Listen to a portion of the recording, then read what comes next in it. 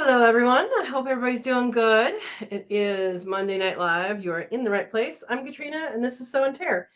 And I just reported a fire on the hill across the way.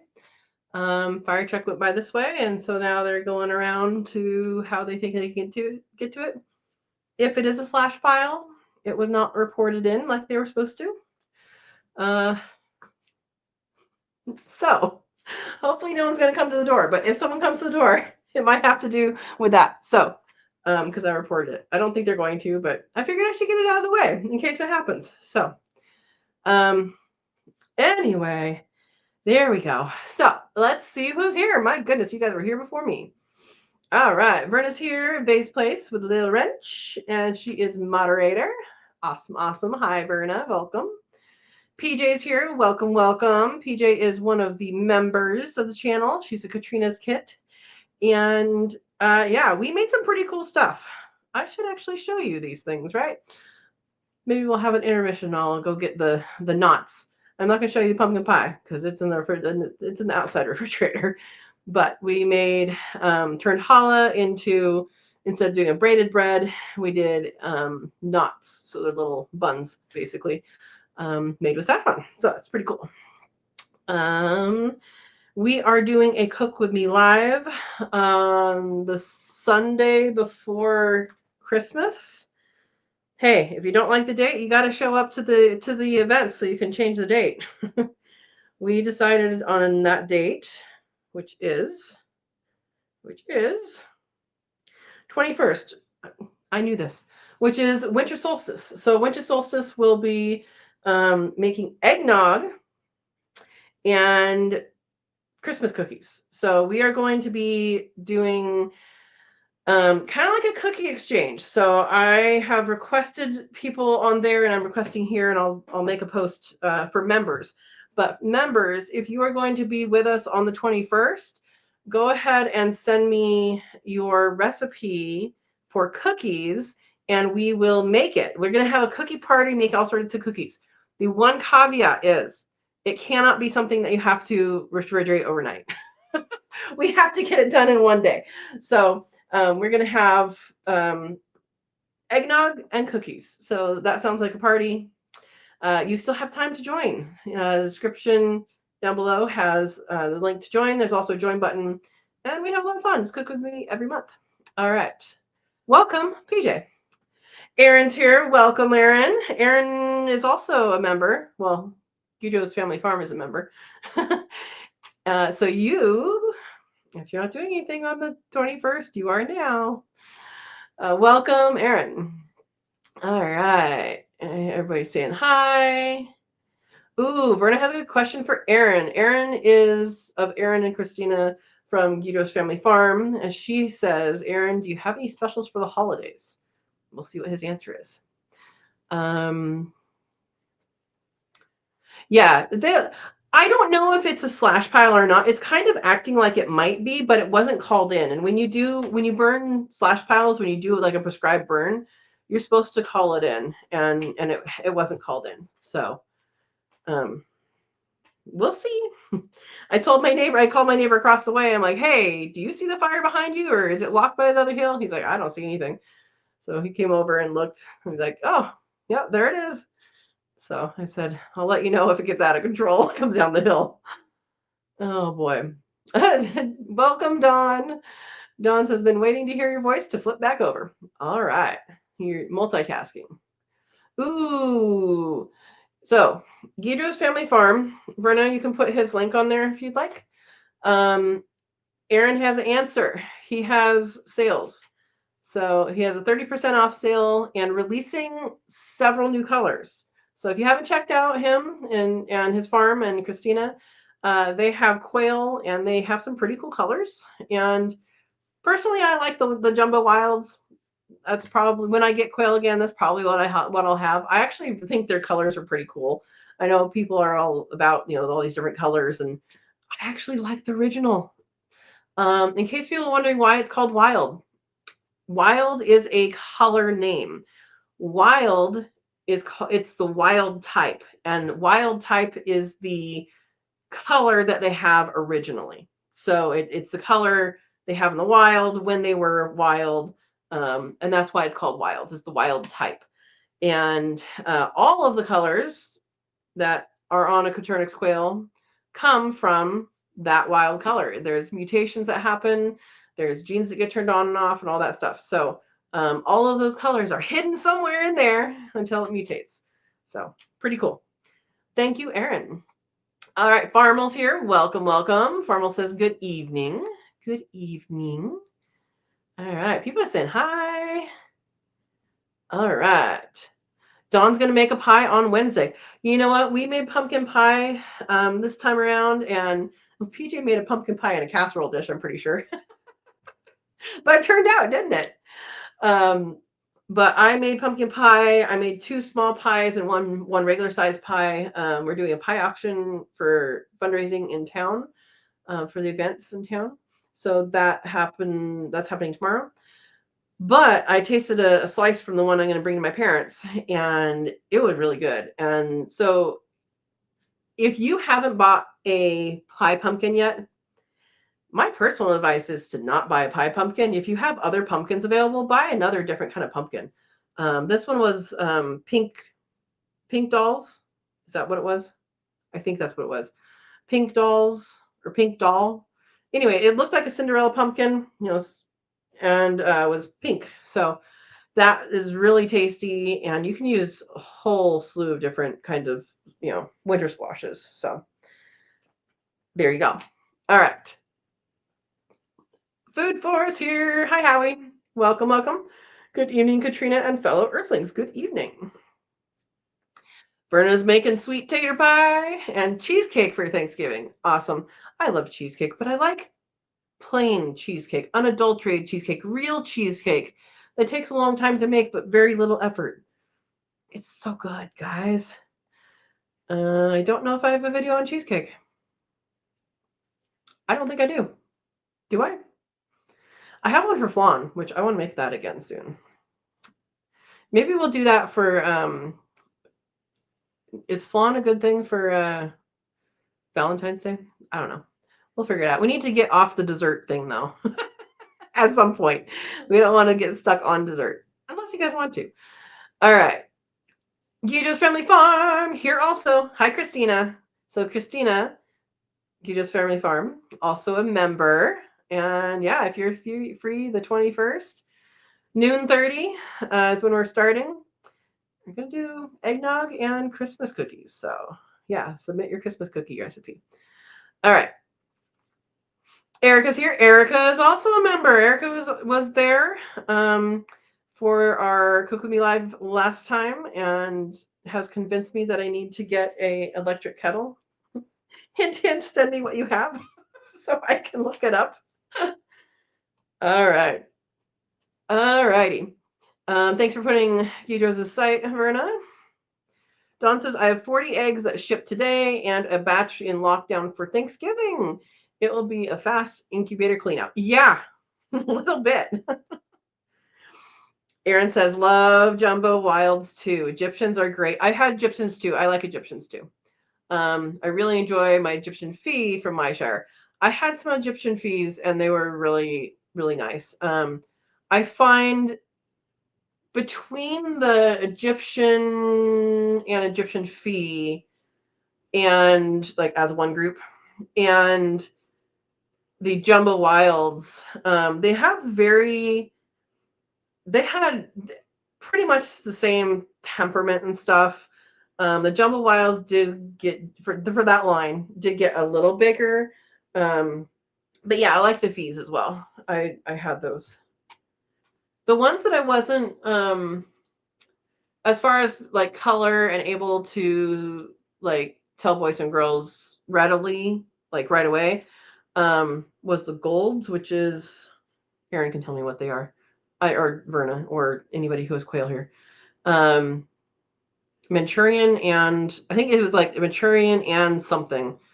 And they're okay, but I like I agree. Those are the best. All right. Everybody's saying hi to Erica. Ooh, Howie made ginger snaps. I love ginger, and I love ginger snaps. Yeah. Oh, that's right. PJ didn't make pie. She made custard, which is kind of like the difference between quiche and frittata, right? She made crustless pie. Good, good. And I think she used a goat planted or pig planted pumpkin, right? Compost pumpkin. Yeah, Verna says I love gingerbread cookies. I like the soft ones, but I like soft cookies best. But if it's a harder ginger snap and you have milk, then that's okay. But I do prefer the soft ones. Yeah. Um. All right. Dawn says I have jumbo Fab Fee and jumbo German sparkly pearl fees coming. Awesome. Yeah, I got a mix. At some point, I got like a bunch of different kinds just to try them out, and all of them are good. But I do like feather sexable because I know if it's boy or girl pretty early on, 3 weeks, and then I do also I like the wilds. Yeah. Okay, Verna has to cook sweet taters tomorrow. All right, might make the pumpkin cheesecake. I think you've made that before, right?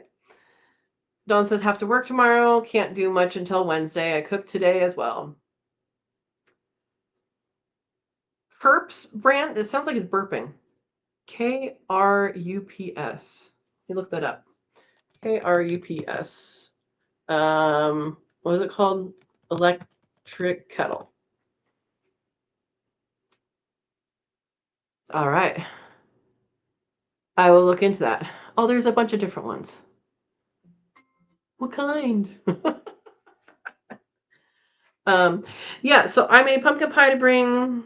I may or may not bring the saffron rolls. We usually do crescent rolls for Thanksgiving. I did send my mom ingredients because she asked for them for the bear claws. If you have not made bear claws with me and you want to join the membership, we did that earlier this year, I believe. Erica, PJ, do you remember if that was earlier this year or last year? It was here. And you get to walk. I'll walk through it with you. We have, you if you join the membership, you can watch past videos. It won't be live, but you'll get to see all the silliness. But I did send my mom ingredients because she's like, if I get ingredients, can you make me bear claws when you're here? Yes, I can. So thank you for the brand, Erica. I'll have to look up which ones do the specific temperatures because I think that's a cool thing too. All right. Howie says traded Hubbard squash for honey day. Ooh. What kind of Hubbard? Was it a blue Hubbard? Blue Hubbard's one of my favorite. One of my favorite. Blue Hubbard and Gerardale are I think those are my favorite. Yeah. Hubbards are valuable. I hope you got a good amount of honey for it. Yeah, and Verna's asking equal weight. No, you didn't get equal weight? Oh my gosh. Oh. 3 half liters. A half liter? Not a half, I think in quarts. Half liter. That is a very odd measurement. Okay, are we talking Hubbards or are we talking Hubbards? Because, yeah. If anybody doesn't know what we're talking about squashes, winter squashes that are very tasty. I like blue Hubbards. Verna says wilds and pansy fees were my favorite. Yeah, pansies are good. I like the wilds. Dawn says, I already have jumbo pharaohs. Pharaoh, brown, and wild are all the same thing. They're just called different. You wanted the 2 whites to go with them. Okay, cool. Oh, PJ has an important question for Erica. How is the sweater? Erica was making a sweater while we were doing stuff yesterday. Dawn says, I had 2 electric kettles a year ago until they croaked. Yeah, we were talking about electric kettles because I'm on solar now, dealing with battery issues. There's hopefully a solution coming.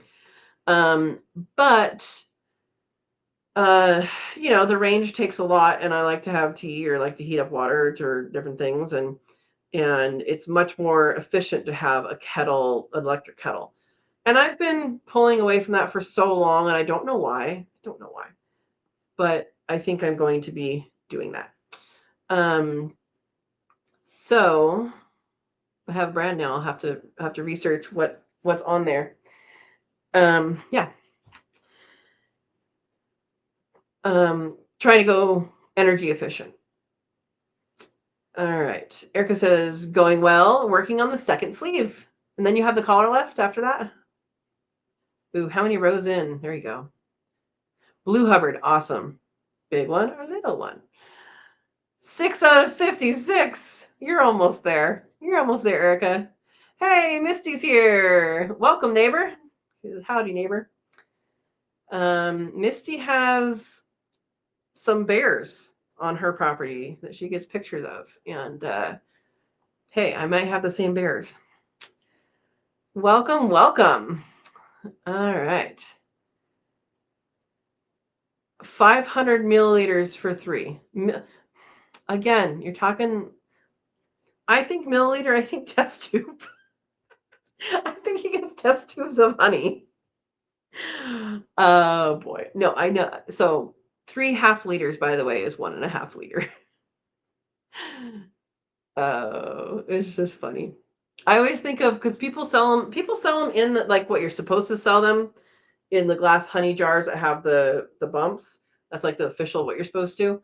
But most people sell them in the quart jars. Yeah. All right. Verna says, Katrina, I think Matt had a problem with solar batteries recently too. Do you know what brand? Because I know he makes his own. He makes his own stuff, right? This is I'm fairly sure this is a brand issue, but it's getting resolved, and you guys will know when it's resolved, because then I can actually test it correctly. Which, Verna, is why I haven't run my freeze dryer. I know. I'd send you stuff. I haven't run it yet. All right. Dawn says I broke down because Andy sent me a deal on solar lights for the rabbits. Sunshine one day in 2 weeks now. Ooh, they might appreciate a little bit of light. Half liter is about a pint. I know I was so that's what was going to come out of my mouth, but it's true for a quart. It's not true for a liter, but it's about. Kind of like a yard and a meter is not the same thing, but they're close enough for most general measurements. No, liter's different. All right. Dawn says I have solar panels for the house in their boxes since COVID. They are spare for the battery bank, maybe summer if needed. We use wind here instead. That makes sense. 2 times when I bought stuff from the place I bought stuff, they had like a freebie where if you get the solar panel, it's a portable one, then it comes like it's cheaper. I don't know. So I did that twice. There's one right here. That's why I'm doing this. It's fine to show you guys that. It's that box right there. But I have 2 of these. I don't know what I'm going to do with it though, because they don't directly hook up to the unit I have, because that's inside and these would go outside, and I already have DC coming in. I think you could only plug in one thing at a time. But I think I can use them somewhere else if I get another, like a portable one, like a carrying it around for doing things. Or once I have things set up in the high tunnel situation, which I need to have a name for this because things are evolving up here. And I'll want light for the birds, because I want to put quail in there. This place doesn't exist yet. For those that are listening that don't know this, it's a place up in here. It's going to be up there, but it doesn't exist in reality yet. All right. Brenda says, I haven't fixed mine yet either. Macy says, you're reaching me from boring homework this summer. The subject is Zika. Misty is a health professional. She's someone that I would call. So Misty, I don't think you can see from where you are, but I called in a fire across from me. I'm just telling you this because you're here. They're on it. I don't know. It looks like it might be maybe a slash pile. It's way up on the hill across from me, looking out over the valley. I'll let people know if a fire gets bigger, but the fire people already know about it, and they're on their way. They were over there. We're on their way over there. Okay. Howie says, I have 5 curcub. I never say this right. Curcubita figifolia melons that last 7 years on the cool shelf. Oh my gosh. Easy to get through many hunger gaps for years. I will send out seed before spring. That is awesome. I want to look that up. Curcub. Okay. Curcub ita. And the second part of that is figifolia. Sounds like it maybe tastes like a fig. I don't know. Figifolia. Ooh. Do they taste good? Vegan shark fin soup. Okay. Fig leaf gourd. Very cool. Very cool. Do they taste good, or are they? Because gourds are usually not for eating. Are they for eating? That's pretty long shelf life. Yeah. It does sound interesting, Brenna. Yeah. Yeah, put me on the mailing list. If you guys want to send me snail mail, address is in the description of all my videos. Not my home address. I have a P.O. box. Okay. 7 years is amazing, Gidro says. Absolutely. Yeah. Howie says, wood ash and biochar from the burn pile. Just throw that on there. That works. Ta-da! I'm guessing the ta-da is about Steve being here. Ta-da! Steve's here, everyone. Welcome, Steve. Steve is moderator. Steve's S.O. Swanson. Blue Little Wrench. Welcome. All right. Just took a screenshot to look it up later. Should I have spelled it? I'll spell it for you guys. Where is it? Oops. CURCUBITA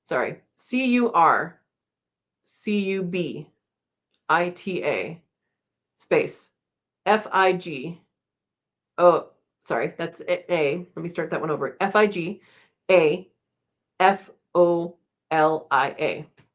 So that the scientific name in there tells me that it's a curcubit, which is in the melon family, which is cucumber family, melon family. That's all the same family. And figifolia, folia is like foliage, and so that tells me that it has leaves like a fig. That should describe what we see. Whether they described it or not, I mean, that's how you translate that kind of Latin, or I don't know if it's Latin or Greek. All right.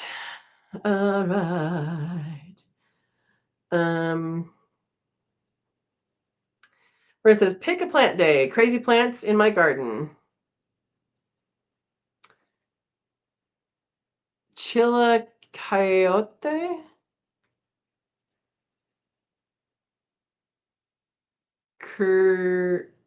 Curcubidia fickle. That's a different species if you're copying and pasting.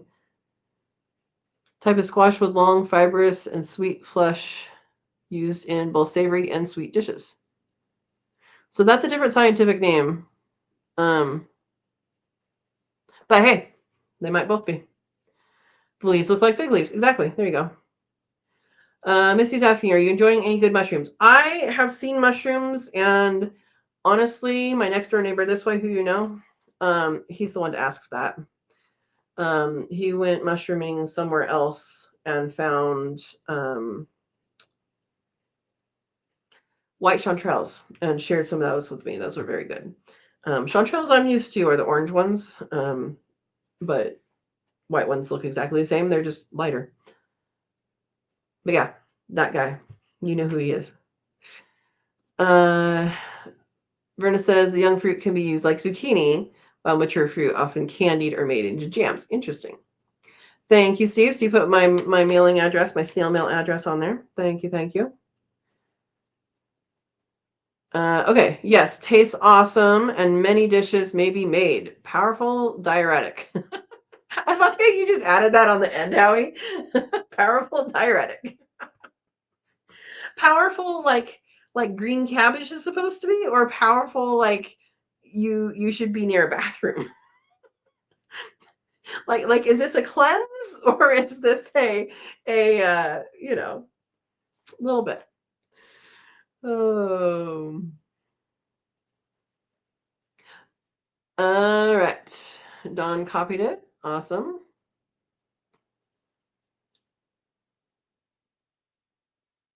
Okay, so Verna has a different species. Yeah, that's a different species. All right. The seeds are very rich in nutrients for critters or humans. Awesome. Awesome. Dawn says flesh is white, fibrous, and mild in flavor with a texture similar to spaghetti squash when cooked. Often used in both savory and sweet dishes. Can be used like zucchini. Are we all Googling now? I know, we're like, we want to know more about this plant. Oh. One is common name, and then I use Latin name. Yep, that makes sense. White shanties are very sweet. All right. Lost nearly 5 pounds of water weight. Oh boy. Oh boy. So that's a diuretic. That's a diuretic. In how much time? That's the question, right? Oh boy. Yeah. Well, I'm always up for growing new things. I told you guys I wasn't going to buy any more plants. And then I went to a store and I bought plants. 24 hours? What? That's crazy. That is crazy. Okay, so I bought a Cadota fig because I'm not sure the one I planted is alive. It might be, but you can't have too many Cadota figs, guys. Cadota fig has been around more than 2,000 years as a name variety. That's pretty impressive. Glucose went down 2 points. Sounds like a good thing to have in your repertoire. Is it a repertoire if it's a melon? Yeah.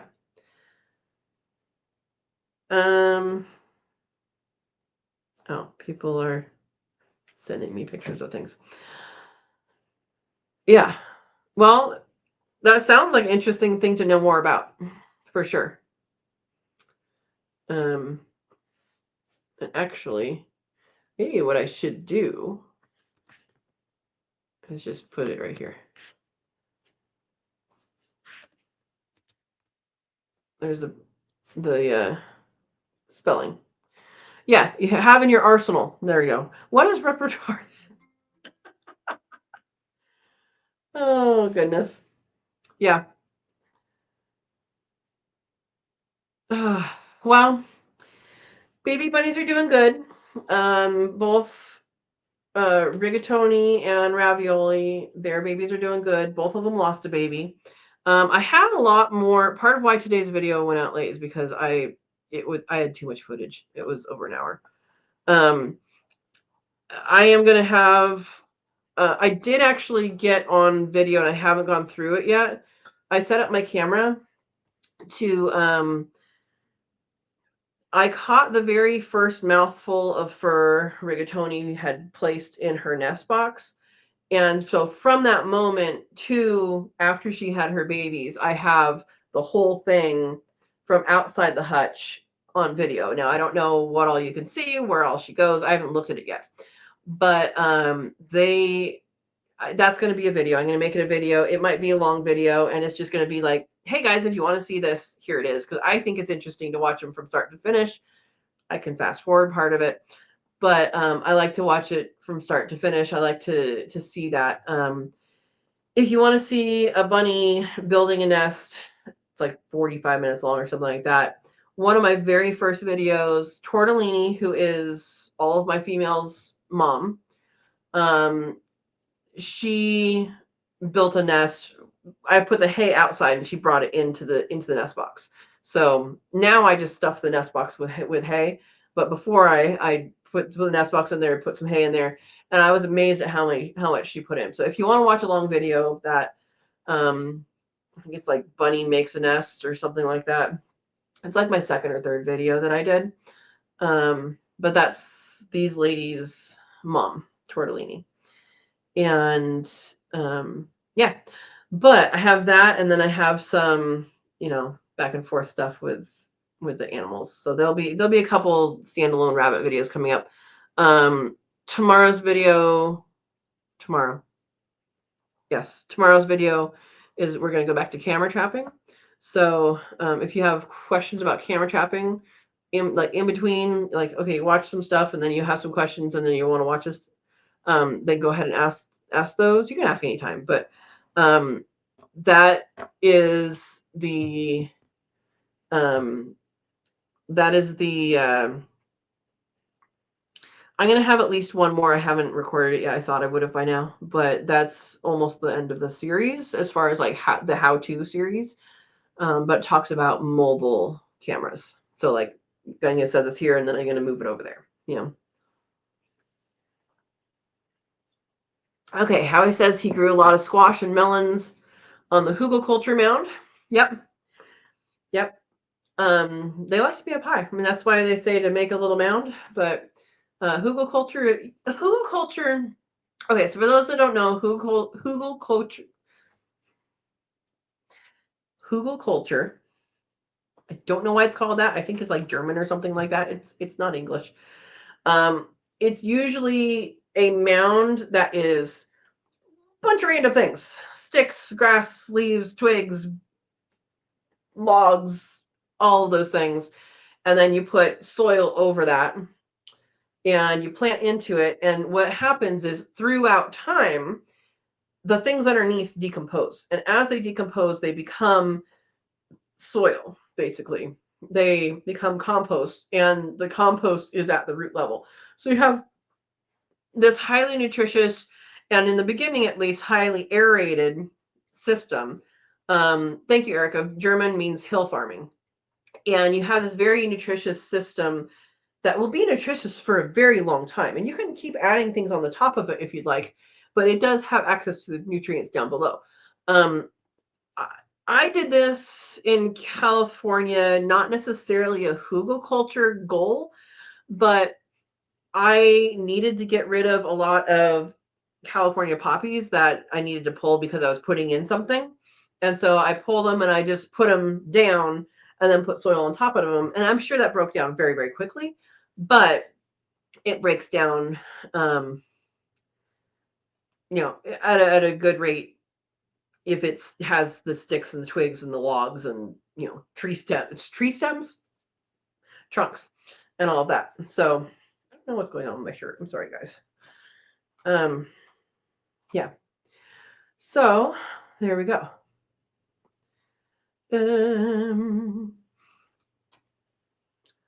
Lots of cottontail bunnies at Howie's. I have not seen any rabbits here, but besides my own. Yeah. Yeah, Verna, Google kind of sucks at the search engine now. Oh, and Howie's saying Google gave you the common name. Got it. Howie says I planted the three sisters on a mound. I have tried to plant three sisters, and ultimately what usually ends up is two out of the three sisters succeed, and one of them is like, I'm not growing this year. I did three sisters one year, and 2 years later, I think it was the beans. 2 years later is when the beans came up. I was like, what? Okay, you grow when you want to grow. That's our deal. Yeah. Verna, yeah, they don't recognize the other name. So Google has gone through this transition into AI junk that it really sucks. So when I did my terms for gardeners video, I really wanted to make sure I was spelling senesce correctly. It's an easy word. It's a scientific word that's pretty common. It's the dying back of a plant. And it kept on coming up with senescence. And I'm like, well, senescence is like, it is the related word, but that's like, what's the verb to senesce? And so I finally was like, senescence verb of, and then it got me the word. And I was spelling it correctly. So it didn't recognize that I was spelling something correctly. And like, I was like, oh, am I spelling this correctly? Let me look it up. If I look it up, it should come up with a definition or with something. And it didn't come up. But then when I said verb of senescence, it came up. I'm like, so yeah, Google doesn't work as it used to or as it should. I'm just hoping we have a little bit of an AI bubble burst because people need to stop being ridiculous with it. And, it was working. Search engines and stuff like that were working fine. And they had to go and mess with them. All right. Hey, Desiree's here. Saw a big bird in a tree today. Good job. Do you have more information or was it just a big bird? If it's just a big bird, that's cool. Howie says, I redesigned the hugelkultur mound to last 50,000 years, I hope. I grow olives on it. That's cool. That's cool. Okay. Desiree says, I think it was a bird of prey, had a red chest. I don't know what you have where you are. Red-tailed hawk is pretty much everywhere. I don't know what all you have. I'm sorry. I know my area, kind of. Brenna says all internet engines suck right now. Stupid AI. Yep. And it's hearing us right now, too. Oh, you tried the Microsoft search and it did the same thing. I don't know what Microsoft search is. You guys remember Alta Vista or Ask Jeeves or what are the other ones? Yeah. Desiree found what killed her plants. What was it?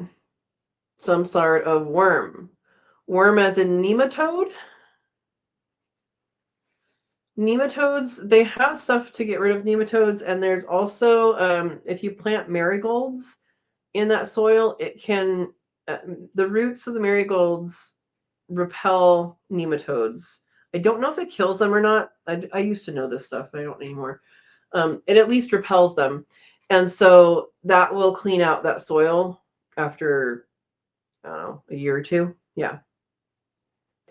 Exactly. Verna says 5 years ago it was great. Nowadays it stinks. It's been about a year and a half, almost 2 years is what I've noticed. Yeah.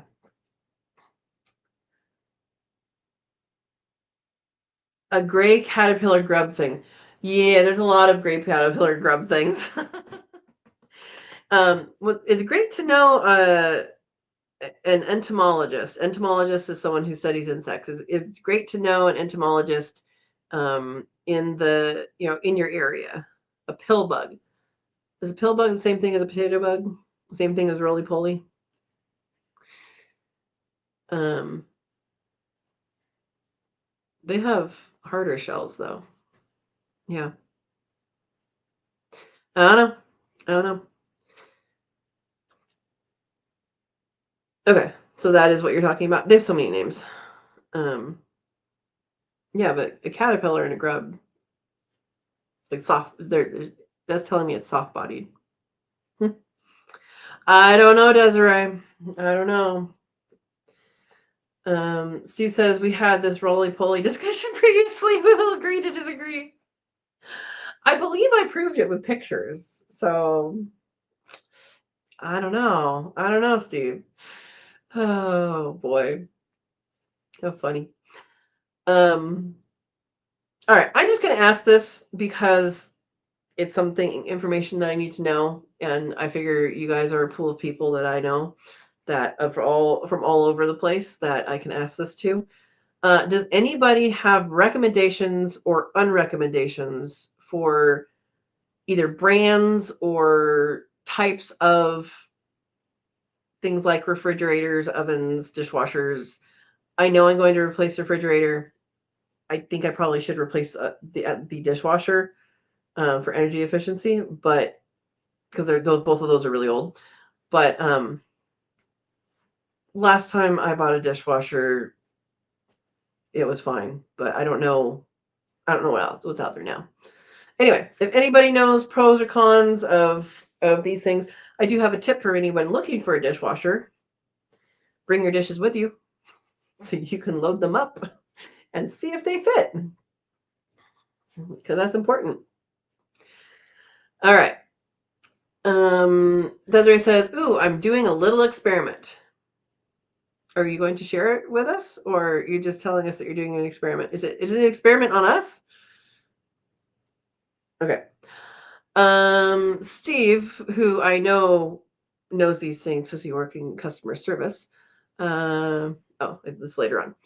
You use Google, and we have since determined Google is not always correct. True. Go with GE. Steve says, Katrina, if you replace your refrigerator, please, please, please do not buy a LG, Samsung, or Electrolux. I don't know Electrolux. I'm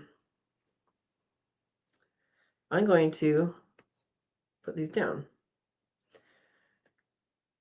No LG, Samsung, or Electrolux. I knew you would have a good answer for me. I've heard that about LG and Samsung, but I don't know about Electrolux. Thank you, Mr. Steve.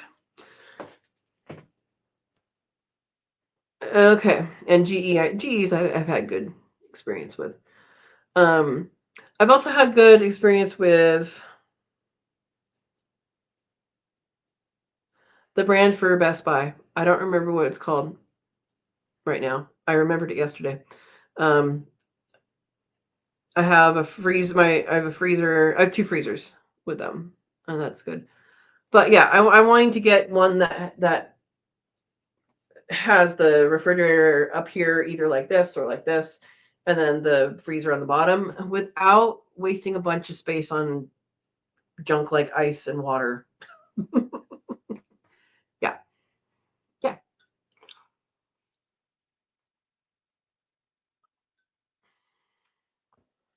What? That's your experiment? Anime says I put an egg on top of the furnace in a cooler spot, a smaller egg that I didn't really care about. So we will see if it hatches. You mean you're just going to leave it up there, you mean? If you turn it, maybe. Maybe. Well, don't let it crack. Miss says, how many skunks live together in a skunk house? What type of house do you live in? Skunks generally live in burrows in the ground. That burrow in the ground can look like a log turned over. It can look like any kind of hollowed out place. It could be, something flopped over on the ground. Just something they can get into and under. Culverts work great. Generally, they're pretty singular unless there's babies. So that's been my experience. You got skunks over there. They're so cute.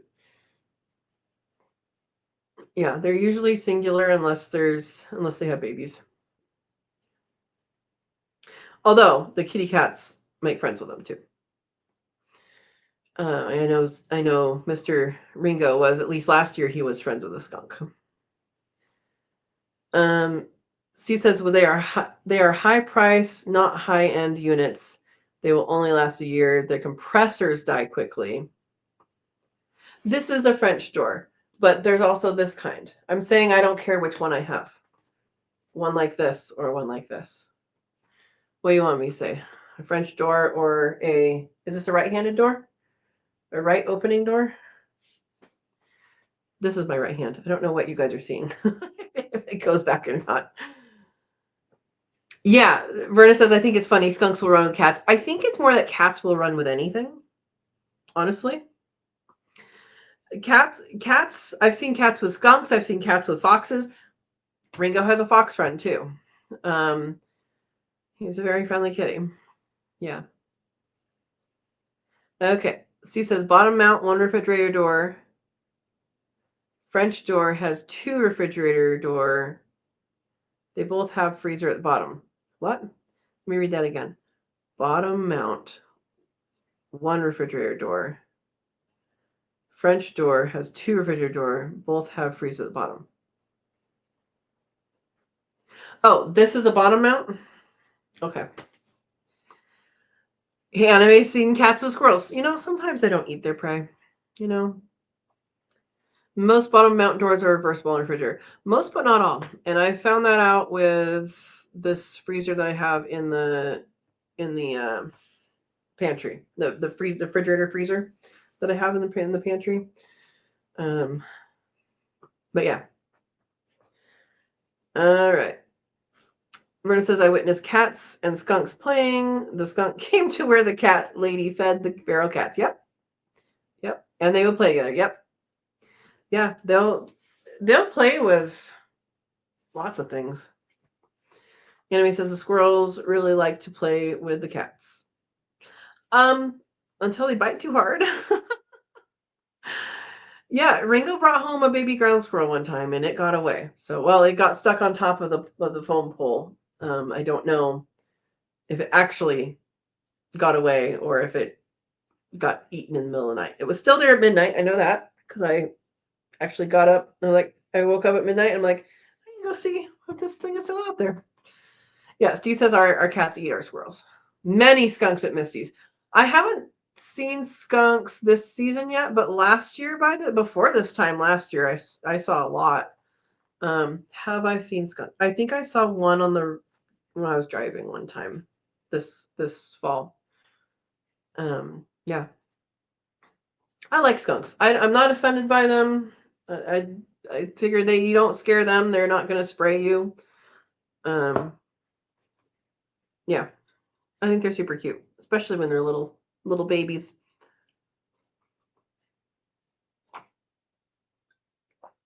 Okay. So no more pros or cons for what are we calling them? Refrigerators or brands of things. Insignia is the Best Buy brand, and so far I've done fine with them. I don't remember what brand my dishwasher was at my other place. Yeah. Stay away from Kenmore. Is Kenmore still a thing? I'll add that to my list. I thought Kenmore. I don't know. I went to Home Depot just because I needed to go there for something else. What am I doing? Here we go. And it was basically, they had a bunch of stuff, but they didn't have everything that they had, right? And then, I was like, oh, well, since I'm here, what about stoves? What's my options for stoves? It's electric, and it has to be good enough to put a canner on. And she goes, oh, well, we only have 1 coil. Okay. It's the same exact one that I have. It might be newer, I don't know, but it's the same exact one. Looks the same color, everything. Yeah. All right. Steve says Kenmore manufactures very few. They are typically made by all the other manufacturers. Interesting. The first 3 numbers of a Kenmore unit model number will tell you who the manufacturer is. Interesting. Why? That is weird. Okay. You can still buy them at Home Depot and stuff. I'm trying to think. Trying to think of what my refrigerator was in Gilroy. It was something that people said was a bad brand, but it lasted. I mean, forever. But it was a French door one, but one that this is the refrigerator and this is the freezer, and that has a very limited like what you can put in, right? Can't put like a big platter in there, but yeah. Yeah, what was I looking at? I know I looked at a Samsung, but Samsung, it sounds like I feel like they do phones better than they do other things. Am I right? I don't know. What was I looking at? The one I was looking at was an LG. Yeah, the thing is, the things they have in the store, like the GE that they had in the store, and I think they have Whirlpool too. They were all very shallow when you're inside. Frigidaire was the one that people said, okay, so that's a good brand now. So that was the brand that my old one was. Yeah.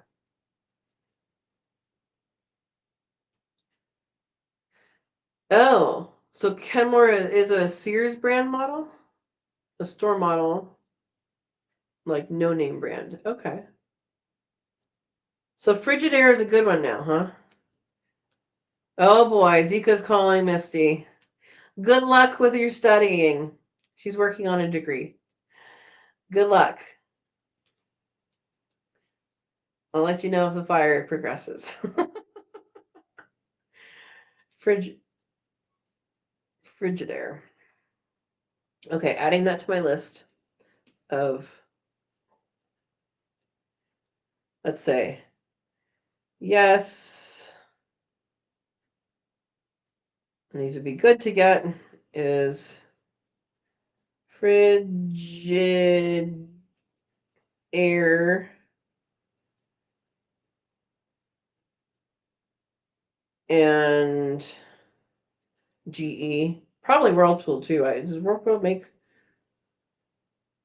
Yeah. I don't know. There's so many out there, and what I'd really like to get, um, I can't find it on the search thing. So like, I would really like one that doesn't have an ice maker and doesn't have a water thing, but almost all of them do that have the bottom freezer. Um, and it's a little silly because some of them have them that are very well hidden, but like there's not an option that says this takes up a lot of space or this takes up a little space. Like I would like them to narrow it down, right? Erica's heading to bed. See everyone next week. All right. We will see you next week. Next week is Thursday. Next week is not Thursday. Next week the live chat will be on that Thursday because that's the first week of the month. So we'll see you on Thursday next week. And have a good drive for your holiday. Yeah. Um, Steve says Amana. Amana? AMANA. Whirlpool Maytag and KitchenAid are all made by Whirlpool. Oh, they'll last a year. So so Whirlpool's not good anymore, huh? Whirlpool. All right. So Frigidaire and GE is that what we're down to? And maybe the one from Best Buy. Yeah. Steve says if you don't want or need the ice maker, just say you want one with an optional ice maker, which means it can be added if you want and it won't come with. But is that something that I can search on? Like, I'm trying to think of like when I search online, the things are ice maker or no ice maker. I don't think there is an optional ice maker. I'm trying to do as much as I can online before I go into a store because yeah. All right. Verna says Whirlpool started going downhill about 30 years ago. Okay. I think my washer dryer is Whirlpool. It's either Whirlpool or GE. I don't remember. But yeah. No, this is helpful, guys. I don't know who else is entertained by this, but honestly, it is part of my homesteading because energy efficiency and being on solar it's like this, right? We have to do it right. And I know there's deals coming up for Cyber Monday or whatever. But I want to make sure that um, at least I get the refrigerator. The rest can probably wait, but the refrigerator, I have an app on my phone that says, actually right now, because it's running right now. So right now, if I open up my app, it tells me how much. So right now, 236 watts is the refrigerator plus the lights, because it's all in the same thing. It doesn't have its own plug, I'm sorry. Yeah, 236 watts, and it's running right now. And sometimes it goes higher than that. And to compare that with, in the pantry, I have a full stand-up freezer, a 7 cubic foot chest freezer, and a regular freezer refrigerator. And right now it has 42 watts for all three of those. The only thing that's on besides the refrigerator here is this light, that light, and ceiling fans.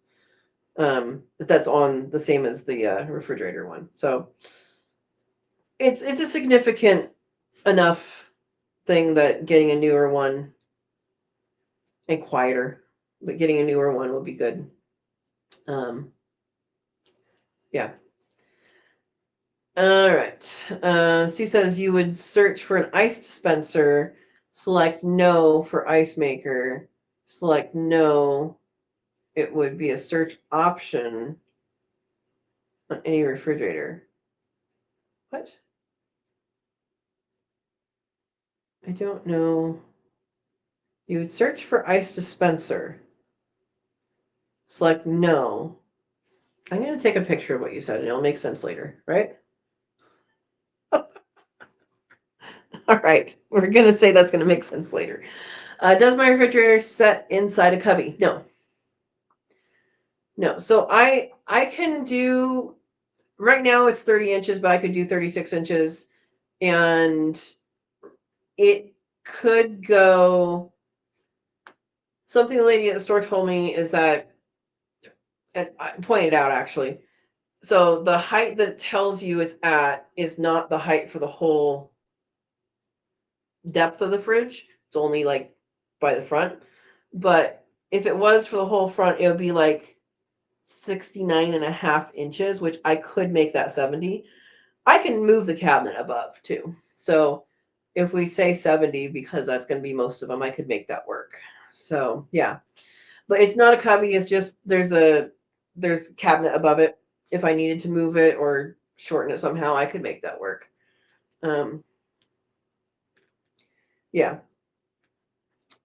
It has to open from the left to the right or like this, because the other way is,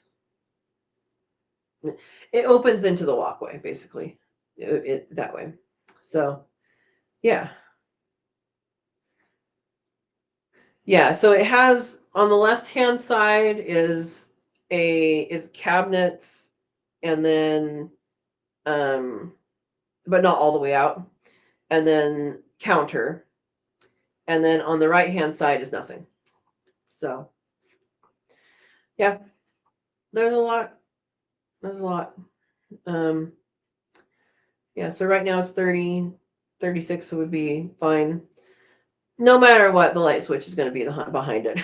So I'm going to have a little spot anyway for a light switch. Whatever, right? Do you need your handle on the left or the right? If it's opening, it needs to be, and you're facing it, it needs to be on the left. Opening to the right. So the door ends up on the right. Handle on the left. Or this way. Are you finding one for me?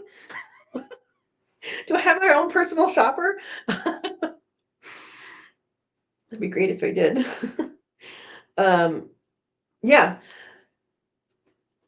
Howie's bored with it. No, I'm kidding. Good night. He says, good night, Earthlings. Good night, Howie. Thanks for coming. And man, blue hybrids, you are lucky. You are lucky to have grown those. Awesome. Um, yeah, you have to think about space a lot, especially when you're doing so much with food. You're growing food and all that. So I'm like telling the person I need a 5-gallon bucket to fit in here because that's what you do sometimes.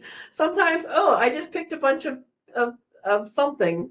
I need to be able to just shove this in the refrigerator until I can deal with it in the weekend. Or you make a bunch of juice and you put it into the refrigerator in a big stock pot, and so it can settle over the night, and then you do the next stuff the next day. So I need to be able to put bigger things in there. Um, yeah. It's amazing the variety that exists and also the lack of variety, like at the same time, right? And also, oh my gosh, they can get expensive. There was one that was like $6,000. I'm like, and inside it had like this much of unavailable space, like the length of it, and then like that big, and that was like the ice maker. No, thank you. Yeah. So yeah, I think the any newer one is going to be better than the one I have, efficiency wise, like energy wise. But it'll just be good to do that.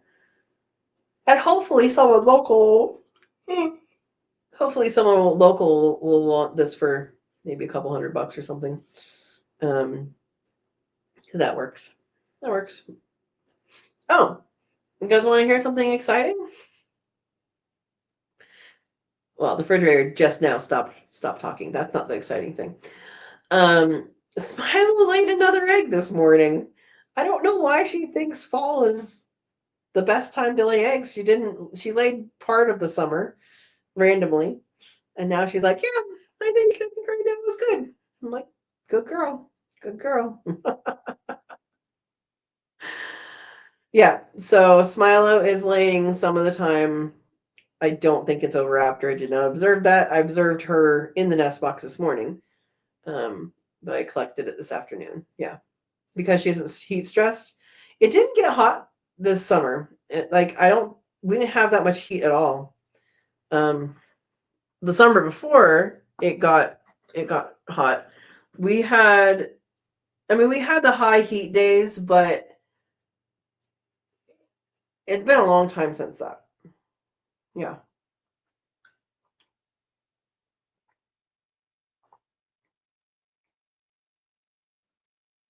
Hmm.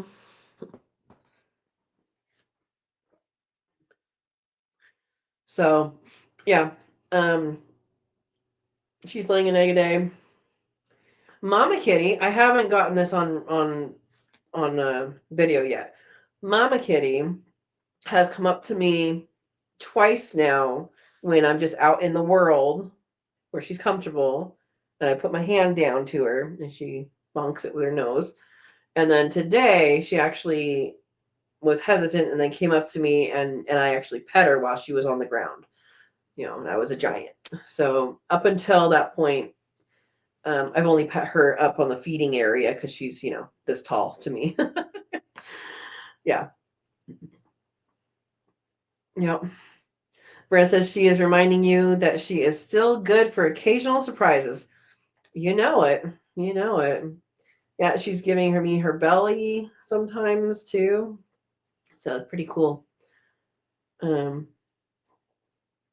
yeah, pretty cool. But we'll continue to progress, and hopefully at some point she'll just jump up onto the bench with me next to Ringo. Um, I think that's going to happen at one point. Sue says the chicken must have thought you were nutrient deficient and trying to help.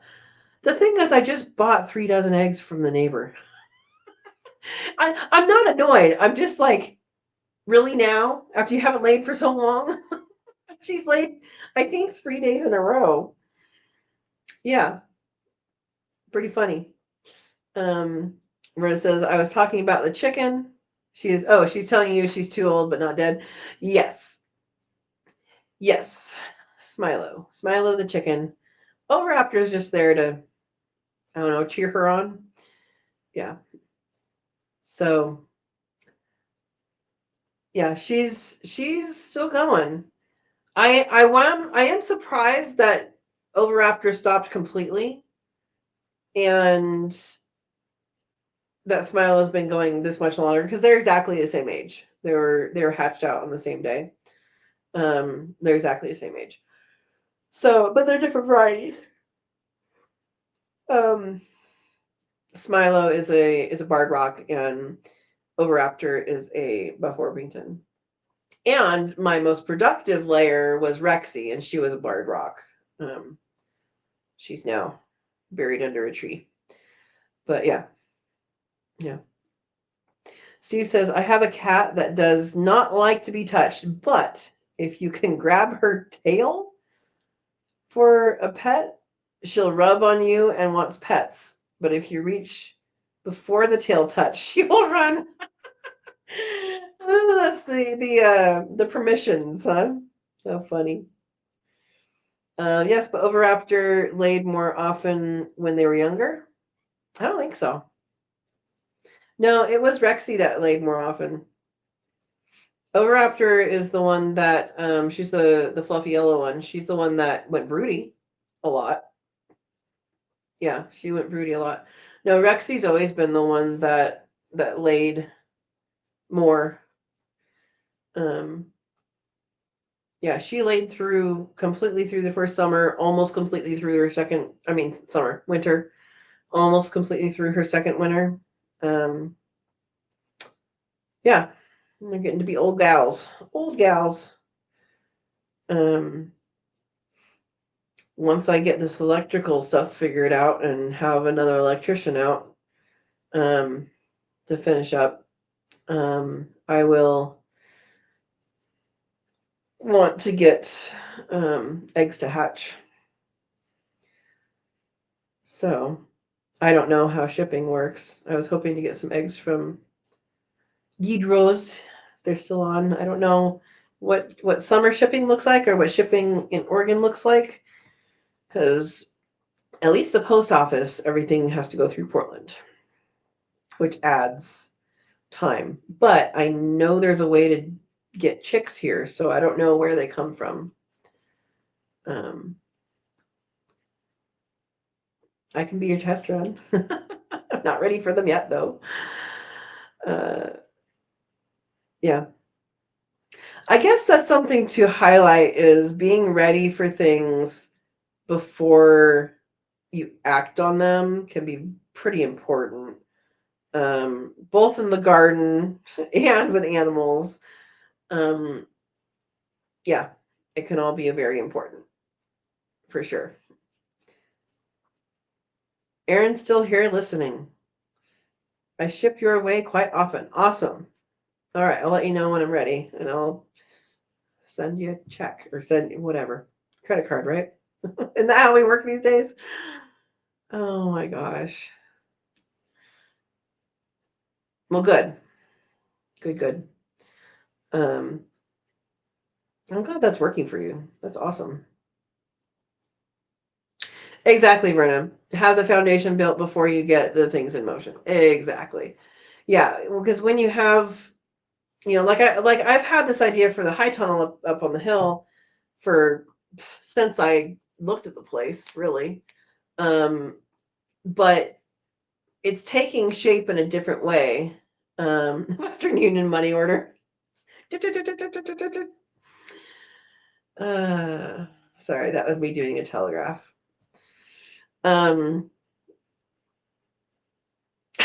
You have to order on the website. You don't take verbal orders. Well, we know that. No, we've talked about what I want to get. So, but it's been a while. That was the code for error. Oh, what I just did? Sorry. I didn't mean to cuss you out in Morse code. It's like when people bark back at dogs. Like, what are you saying? Do you know what you're saying? All right. Desiree says, excited for whenever my eggs do arrive from Aaron. Awesome. Awesome. Awesome.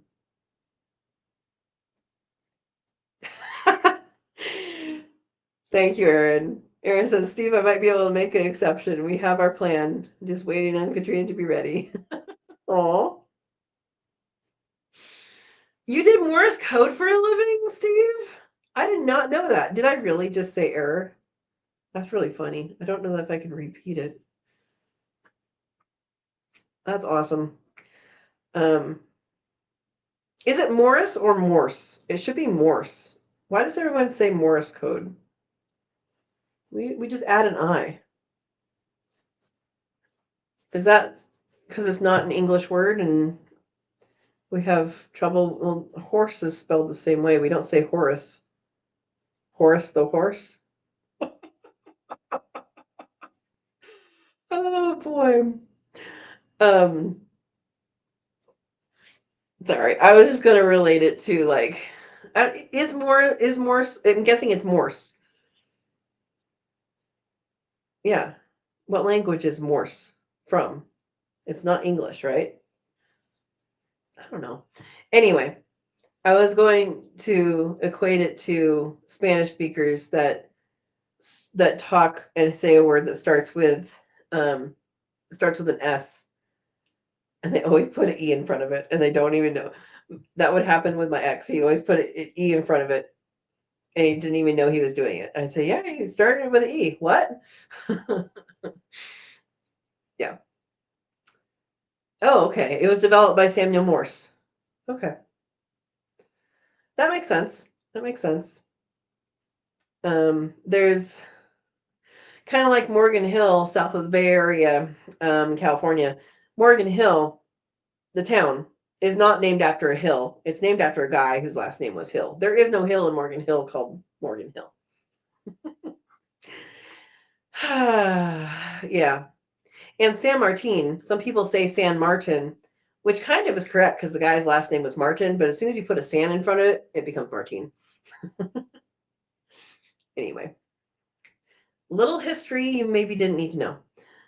All right. Brenna says it's called Morse code because it was developed by Samuel Finley Bress Morse, an American artist and inventor. All right. It is American.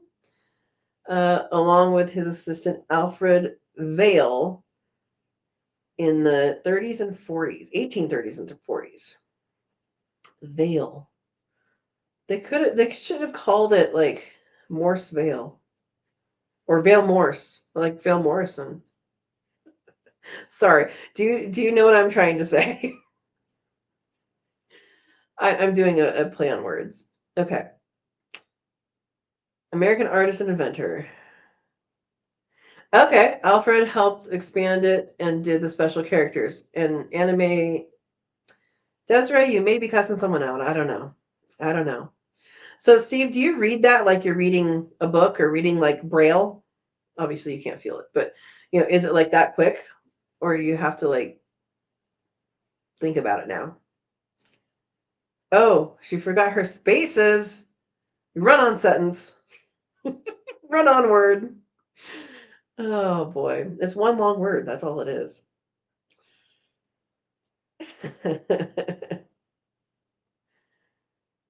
Oh, blame it on copy. All right. Funny. All right. So I hope everybody's having a good gear up to Thanksgiving. I'm going to be at my parents'. Someone's going to be here watching things. And I need to tell them about it, but I am doing it's not a test. What am I doing? I am figuring out how much it costs me to raise rabbits here now that I have pasture. So it's okay. It's just YouTube. That's all right. Um, so now that I've pastured and I can pasture raise rabbits, you still feed them pellets during that time, but they eat a whole lot less pellets. So I am going to um, see what it costs me um, to raise, you know, rabbits. So Rigatoni has Rigatoni has 3 kits. A kit is a baby rabbit, and uh, Ravioli has 6. So we have a total of 9. I think I'm gonna put them in one of the tractors. I'm not gonna split them up by by mama, by litter. I'm just gonna put them all in the same tractor. I'm feeding them as a group out of one. I use trash cans to put the feed in. So I'm feeding them out of one trash can, and everybody else is getting food out of another trash can. So that'll be pretty easy to keep track of, I think. And yeah, I think it'll be pretty easy. So that is my plan. And I do need to let them know. I'm going to make signs to put on the barrels, on the trash cans. Yeah. So anyway, so I will be tracking that. I need to get more pellets at some point. But they're happy girls, as far as I can tell, happy babies. They did both lose one little one. They both had one little one. And yeah. Oh, we had a slash as a space. Wait, don't they all have to have 3 characters?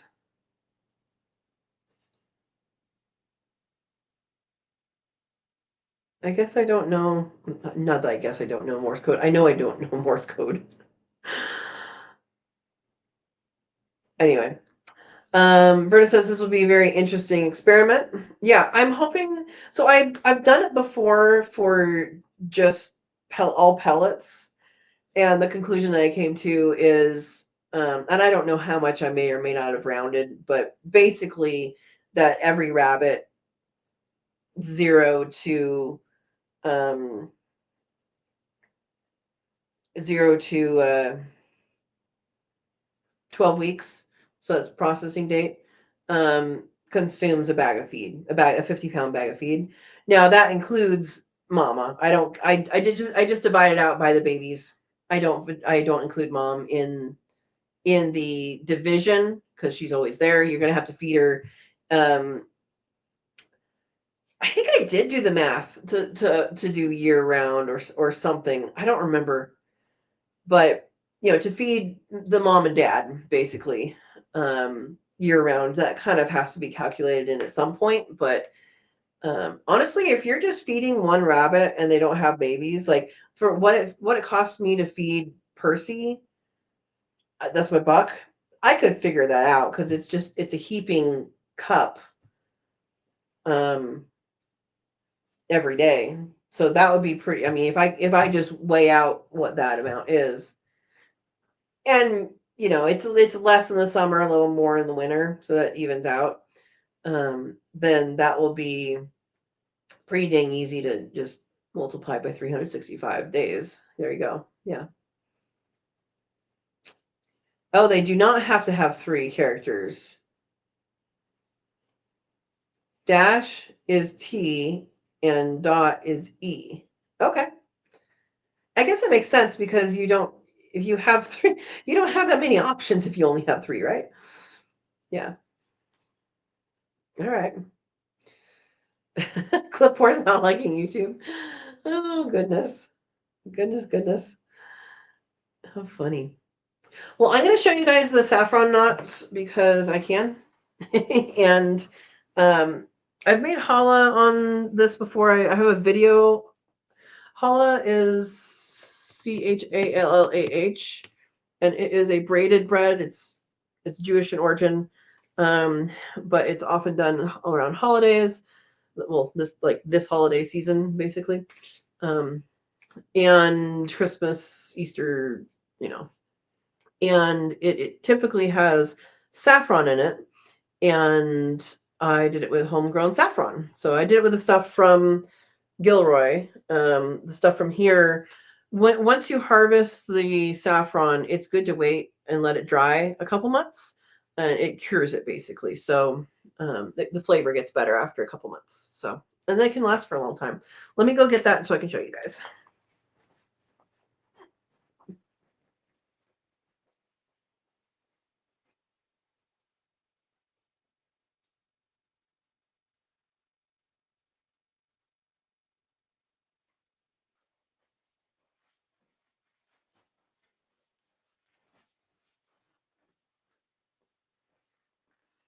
Okay, so that's how I stored mine. I have some for the dessert and the thing for tomorrow. Pie auction, dessert auction, whatever. I have that in a little cake container to auction off. But we have these little knots. They're different sizes. Some small, some big. And they have saffron in them, so it's pretty cool. And then it's supposed to be braided bread. It's supposed to be four piece braid on the bottom with a 3-piece braid on top. And I didn't do that. I made them into these things, but I did do a braid, and it smells awesome. If you do make challah, it actually makes really, really good French toast. French toast is where it's at with the challah bread. It makes really good French toast. But it's good stuff. It's good to if you make the actual big loaf, it's much bigger than you think it's going to get, and so be careful. Sorry. I'm trying to find a piece of saffron. Maybe not. Bite the bread. Nah. Yeah. Thanks, Desiree.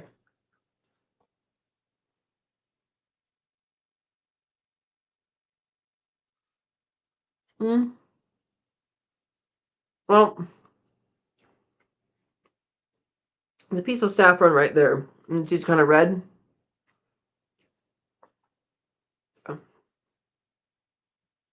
But they're good.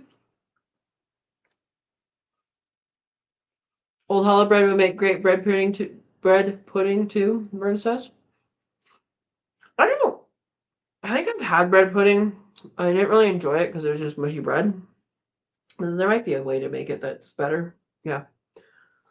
Oh, Anime has so much prepped for Thanksgiving. What are you making? My prep's done. Well, I'll be making bear claws for my mom, but which means I'll probably do that once I get there on Wednesday. Yeah. You need to cut potatoes and peppers, which is very annoying. Well, you don't have to. You can boil them and mash them, and I don't know. Peppers, huh? Are we spicifying Thanksgiving?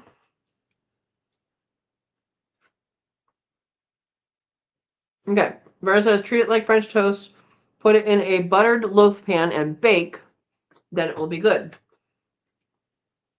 So it's a baked French toast instead of on the skillet French toast? You don't like the skins or seeds? I'm guessing that skins of potatoes or seeds of peppers, or you don't like the skins of peppers too? Okay. I think whatever I had was different because I think what they did is they cubed. What'd they do? I think they cubed the bread and like put milk over it or something. I don't know. Anyway, highly recommend this recipe. And I got to try out my proofing feature on the toaster oven, my new toaster oven, so that's good.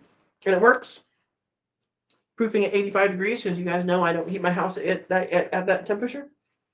I don't know if you guys know. People that have seen me bake know that, because things don't rise. Okay. Anime says, no, I need to freeze the peppers before they go bad. I've been putting it off since it's 2 bags of peppers. All right. Good luck. Okay, so Verna says they didn't have enough egg in the batter then. I think that was how they made it. Like, I think that was like, I think the end result was what they expected. But your recipe sounds better. Yeah, I had a little bit of leftover pumpkin glop, just pumpkin puree, from the pumpkin pie. And so I mixed it with, what did I mix it with? I mixed it with the leftover egg from the egg wash from the rolls. And yuck, soggy bread, that's exactly what it was. And flour and cinnamon and some sugar. I don't remember if I put anything else in there. I might have put a little bit of ginger, but I actually just put that into the refrigerator, and then I made it into pancakes this morning, and it was actually really good. So if you have leftover pumpkin stuff, that's just very fast thing to do, is make some sort of pancake material out of your stuff. Same thing with if you're breading something and you have egg and milk mixture, mix it all together, put it on, make it a pancake or a little fry bread or something. It's good. Adventures in cooking. All right. Desiree says turkey, stuffing, rigatoni. You're going to cook my rabbit. Mashed potato, red lobster biscuits. I need an excuse to make it. Been in the pantry too long. I guess I don't know what that means. Mac and cheese and cheesecake. That is a lot. That is a lot. And she also says doesn't help. No one is telling me when they are bringing or who's coming. There's going to be Berea and Tres Leches. I don't know Berea. Berea? Yeah. Enemy says I don't like stuffing. I don't like stuffing either. There's no need to do that to bread. No. Croutons, okay. Stuffing, no. Guido says, have a good night and happy Thanksgiving. Happy Thanksgiving to you guys. I hope you guys have a wonderful, wonderful Thanksgiving. And yeah, awesome. Awesome, awesome. Thanks for coming. See, I don't know what Red Lobster biscuits is. I don't know what that is. That's where I'm hanging up. Oh, they're garlic cheddar biscuits. Why do they call it Red Lobster biscuits? Oh, Red Lobster, the food place? I don't like seafood, so anything that they do, I don't know about. I think I remember. So with my ex-boyfriend, I made these. I have a really good recipe that you can totally change around, but it's for biscuits that are made with the sharp cheddar, and I think that's probably what's in that, right? So it's sharp cheddar cheese. And he's like, oh, these are exactly like that's what he said. It's exactly like the Red Lobster biscuits.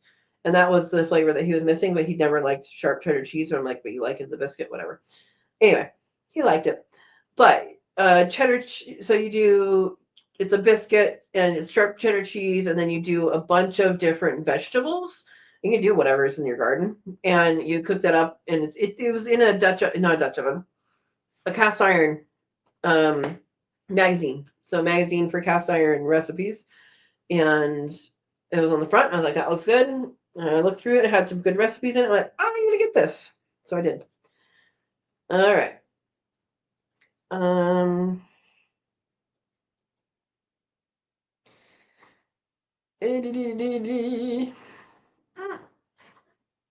Okay. I'm zooming up. Okay, Brianna, I'm adding an N for no reason. Beer, whatever Desiree just wrote. It is very good, 100% recommend, but it's hard to find a good one. I have no idea what it is, though. Okay, Steve says, what cheddar biscuits is what Red Lobster is known for? I thought they were known for lobster. Maybe I'll have to go just for the biscuits. I don't even know where one would be, though.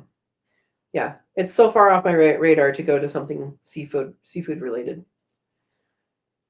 Okay, because it's what Red Lobster served a lot. Red Lobster has good biscuits, though I've never been to one, Desiree says. I think I have probably a long, long time ago. But I probably didn't eat anything in there. Maybe biscuits. Anime says, oh, no. Verna says, always sharp cheddar, so you add garlic to it as well. Okay. Yeah, okay. In Oregon and much of the West Coast, there is a brand called Tillamook, and Tillamook is the best. If you're going to buy cheese and you see Tillamook, get Tillamook. It's from Oregon. But the difference in price between a block, like the 2 pound, 1 pound, 2 pound, this one that's this big, a block of cheese between the medium cheddar and the sharp cheddar is $1. And you know what? I've discovered it's worth the $1 to just get the sharp. Just do it. You know, use less if you budget strapped. Use less of it. Get a smaller brick, whatever. But it's worth it. It's just $1 difference. So yeah. Same thing with Umpqua milk. Umpqua milk is worth the extra $1. Okay. Steve says I've been to Red Lobster, though I never had lobster. Okay. Birria. Okay, that sounds familiar, but I don't know why it sounds familiar, but I still don't know what it is. It's like roast beef, but spicy. Okay. Traditional Mexican stew. That's why I recognize the name. Okay, I recognized it when Desiree had me sound it out.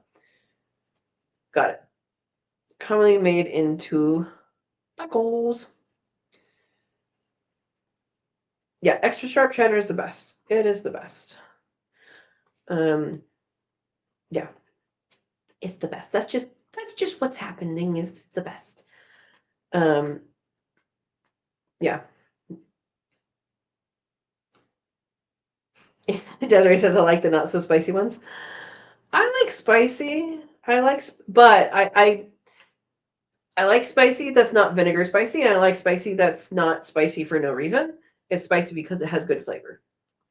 There you go. Ooh, Steve prefers the mild, not extra sharp. Going the wrong way, Steve. Did you know if you buy a medium cheddar and you for Tillamook, real good, and you leave it in the refrigerator unopened for an extended period of time, it will become sharp cheddar? There you go. I also heard from someone who is lactose intolerant that sharp cheddar doesn't have lactose. I don't know if it doesn't have lactose or if the lactose changes or if it has reduced lactose. Someone told me that. I am not responsible for whatever happens if you eat it. Oh, Anime has really good aged cheddar. That's good. Yeah, the dry cheeses though, the kind that like gets all the moisture out of your mouth. No, thank you. Bernie says, my nurse friend, I made her the cheddar garlic biscuits, and when she tasted it, she said mine was a lot better than Red Lobster's. Awesome. Desiree says birria is made with a few different types of peppers for flavor. All right. That's good. As long as it's not bell pepper, I'm good. I like all other peppers as far as I know. Some people will use more peppers than others. Steve says during the aging process, beneficial bacteria consume the lactose, converting it to lactic acid, which is why aged and sharper cheddars have lower levels of lactose. Awesome. It converts it to lactic acid. Isn't lactic acid buildup in the muscles what happens when you exercise like too much? If you exercise to the point that your muscles aren't working, isn't it lactic acid buildup that causes the not so working well part? I making things up? Somebody tell me if I'm making things up. Desiree says, bell peppers are a picky food for me. I learned as an adult that I don't like them and they don't like me. I don't know why it took me so long, mostly because I knew I didn't like them, but I didn't know that they also didn't like me. Yeah. If you want me to burp all night in your face, stinky, stinky, nasty, nasty burps with bloated, yeah, feed me bell pepper. Otherwise, no, no, no, thank you.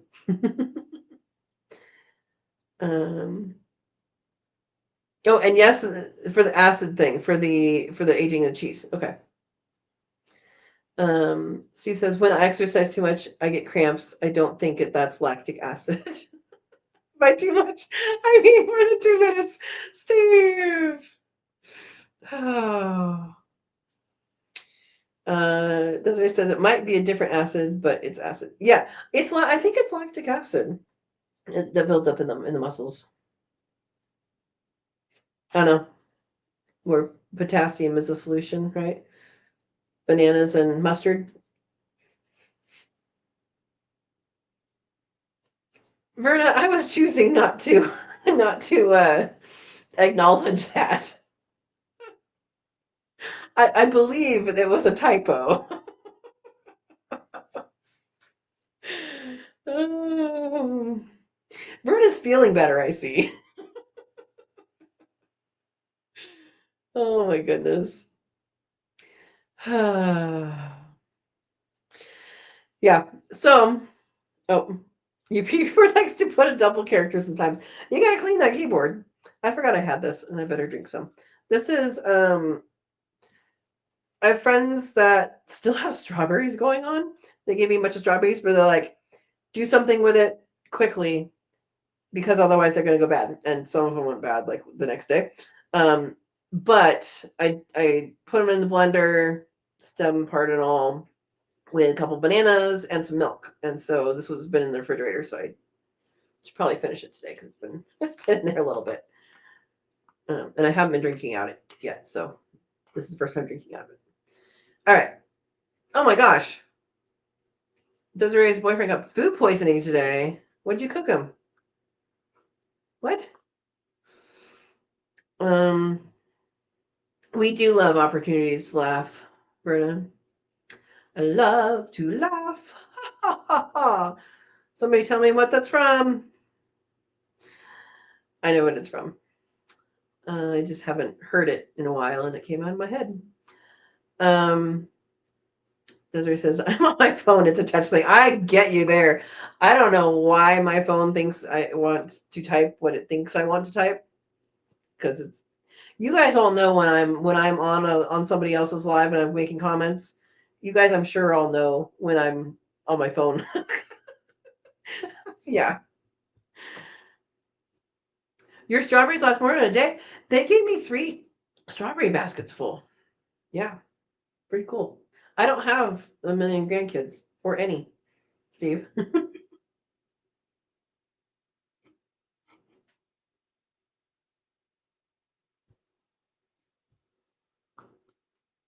Steve says I'm lucky it's the strawberries last for the trip home from the store. You know what? I get it. Oh, and it says he bought an orange sauce from Kroger, but it seems it was no good. Tasted like raisins and nothing like orange. Definitely gonna return it. Um, did he spit it out? I wouldn't eat it if it tasted like raisins. It's supposed to be orange. Well, I hope he's feeling better. And yeah, return it. And I would call them and say, hey guys, we need to recall this thing. Yeah.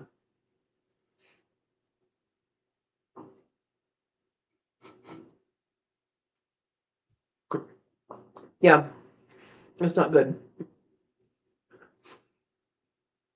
No, strawberries are good. The person who was here before left a little strawberry patch, and there's wild strawberries here, which are delicious. The wild ones are delicious. They are so sweet and they melt in your mouth. They're very, they have like a honey taste almost, less of a sugar tart, which is what strawberries often are. And the sugary part is more like a honey taste. It's very interesting. It's not like I've had other wild strawberries before, and it's not like that. So yeah, I need to be making a calendar of when things are edible out in the world, because then I'll be able to be like, oh yeah, maybe I should go look in that spot over there. Yeah.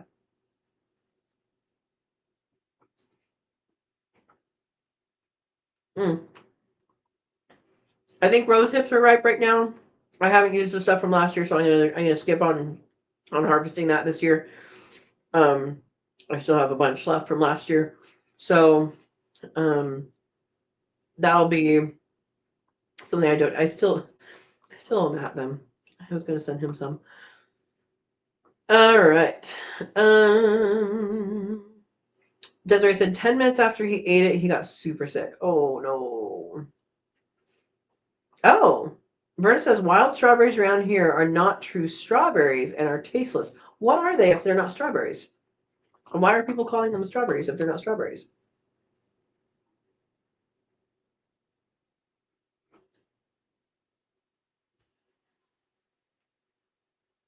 Mockberries. I've never heard of mockberries, Desiree.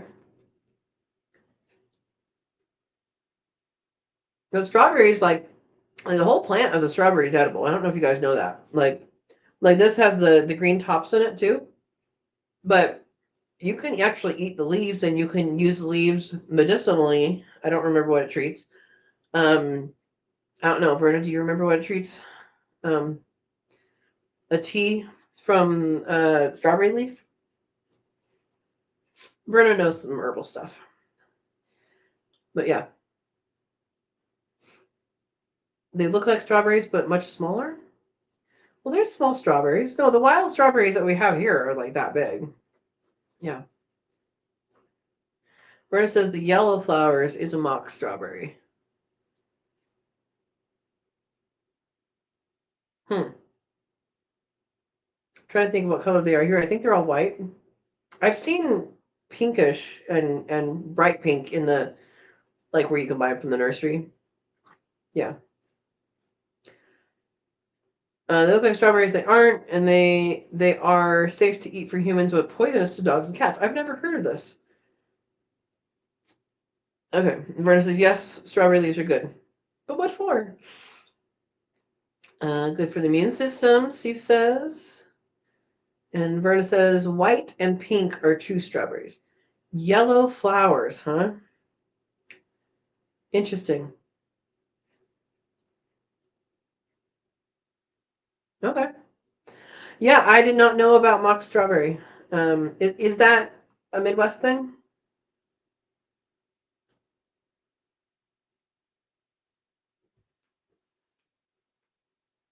I have some Midwestern plant knowledge from Iowa and Illinois, because I did my undergraduate degree in Iowa, and I was in Illinois for 2 years minus the summer. Well, almost 2 school years. How about that? Minus the summer. Um, yeah. Hmm. Yeah, I don't know about that one. She says mock strawberry is a low-growing weedy plant with yellow flowers that looks similar to a true strawberry but produces small, red, and bland fruit. Interesting. Indian strawberry. Okay. Indian strawberry. All right. So if it's Indians, I'm guessing that's this here type of Indian strawberry. I was just thinking, oh, it's invasive species, and then I realized that it could be named differently. Verna says strawberry leaves have several herbal benefits due to their rich content of antioxidants, vitamins, and tannins. They are used to support the immune system, promote heart health, reduce inflammation, and act as a mild diuretic. I don't think we need any more diuretics after Howie's melons. The leaves can also be used topically to smooth. I did forget about this. To smooth skin irritations and have an astringent properties to help with issues like diarrhea and swollen gums. I forgot about the topical use. Yeah, saved it for review.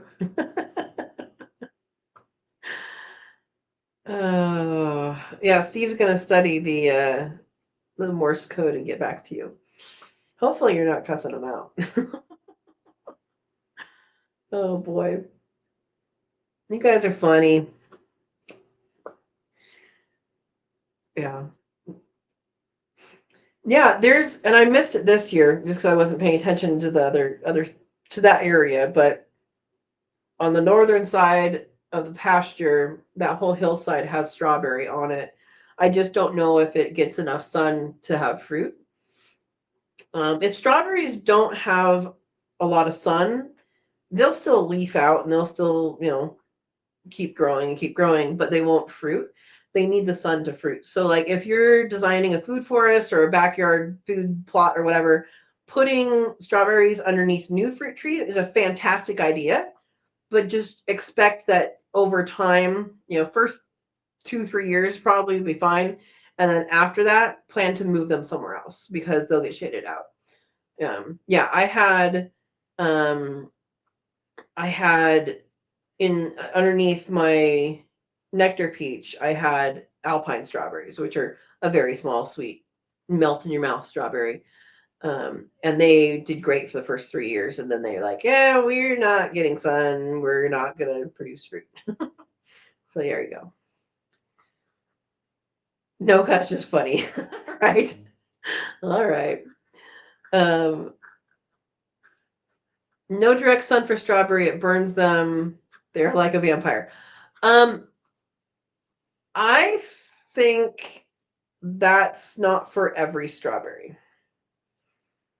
Um, if they are well watered or they're in the ground and have enough things around them to shade a little bit, I'm talking about like a leaf here and a leaf there to shade. They do fine in full sun. Where they grow them in Watsonville, it is more cloudy sometimes, but they grow them in full sun for like the fields. Um, and I know when I had my green stock, they did very well.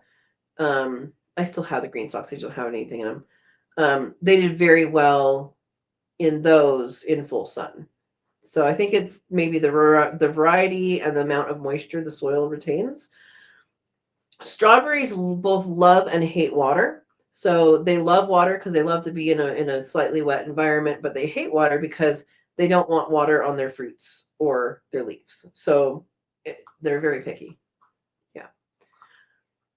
Verna says mock strawberry leaves have several herbal benefits, including use as an antiseptic. That's good to know. A fever reducer and an anti-inflammatory for conditions like laryngitis and tonsillitis. They can also be crushed into a poultice and applied topically to treat boils, burns, eczema, and insect bites. Interesting. Yeah, the area that I'm talking about in the North Pasture that has a lot of strawberry, it also has a lot of yarrow. It doesn't really like there's not very many flower stems on it. So like I think it's mostly just the leaf part of the plant that's creeping about, and because they do spread.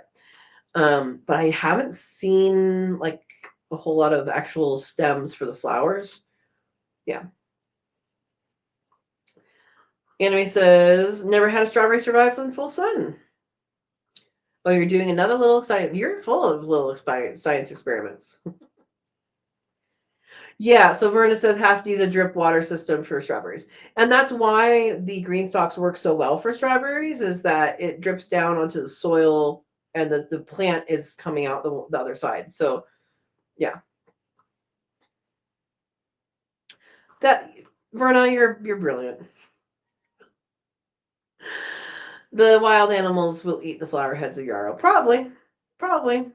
And there's tons of deer out there, so that probably what happening. I know some yarrow over here on the south side of the pasture um, did have flower heads, and really on the uphill part over there did have flower heads too. So yeah. All right. Desiree says I burnt my finger, and putting pressure on it seems to make it heal faster and prevent more damage and pain and deep blisters from forming. Do not cut off circulation, please. How bad did you burn it? And what were you doing? What were you pointing at so closely? Um, I recommend aloe. I recommend growing it. I recommend having it available, chunked up in a jar in the fridge, so it feels nice when you put it on, as well as taking out the heat. But that's used for all sorts of stuff. I'm not a doctor, not a nurse. There's your advice, but not from a medical professional. Um, Putting pressure on it seems to make it heal faster. Well, circulation would, right? So if you're increasing circulation by doing that, that would make sense.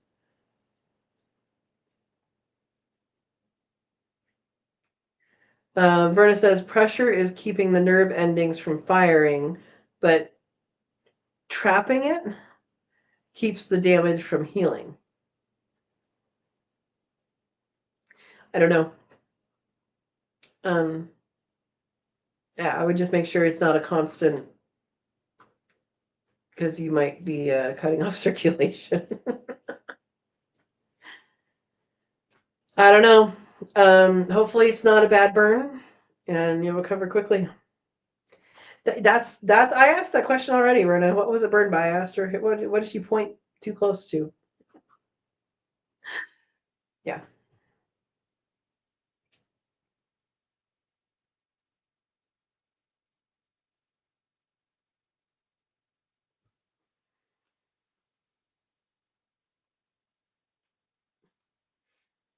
Soup got thick and bubbled on her. Last time she burnt herself, got pressure to keep it from hurting. It seemed to have helped, so this time is tethymacery. Okay, so you didn't burn it on purpose. Good. um, if you do that again, I mean, don't do it again. Number one. If it does happen again, immediately run under cool running water. Immediately. And that will help tremendously. Not a doctor, not a nurse. Yeah. Mm-hmm. Verna says steam type burn can go deeper and it can take days before the boil comes up.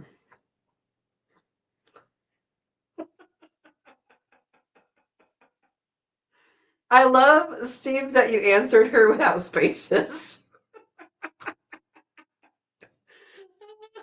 He's like, if you give it to me without spaces, I'm going to give it back to you without spaces. For those listening later, it says, hi, Steve, I don't know Morse. Uh-oh, he gave you a message back. Oh, my goodness. My goodness. Language. No. Yeah, I don't. I guess a four-letter word and a four-character word are different, right? Oh my goodness. Yeah, it's an interesting thing to learn that, and I'm sure if you're using it all the time, it goes right into your head, and like what it says. But I'm kind of equating it to learning Braille or something, just because of the dots. But I think it probably would be, which I've never tried to do. So yeah. Ooh, Steve says, mine says Sow and Tare will not be live on Monday. Yep, next week is going to be on Thursday instead of Monday. And that is because the first Monday of the week. No, first Monday of the month. So I will be at a bee meeting. Cool thing, we are doing a black jar honey tasting, which means people are bringing in their honey, and they are going to set it up so that they can. It'll be in a black jar, so you can't see what color it is. You don't know if it's light, if it's dark, if it has a hue of something, and you get to basically blind taste these honeys, and probably vote. I'm gonna guess it'll be voting on something, but okay, I'm up for it. My first black jar honey tasting was at the conference that I went to in Bend recently, last month. And it was pretty interesting. There are some honeys that it's like, I think you maybe stored this somewhere you shouldn't. And there are some honeys that was like, oh, that's interesting. That's a good taste. Or there's some honeys that were like, oh, this is a very strong taste of that. And I'm not sure I like it because it's so strong, but I kind of like it, but I kind of don't.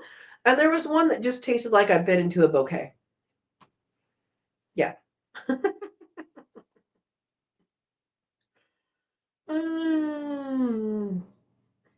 Uh-oh. Desiree's questioning Verna's coffee drinking at night. And Steve's answer is coffee is black, night is black. They were meant for each other. Oh my goodness. So if someone puts cream in their coffee, they're waiting on fog. Is that what it is? Mm-hmm. How funny.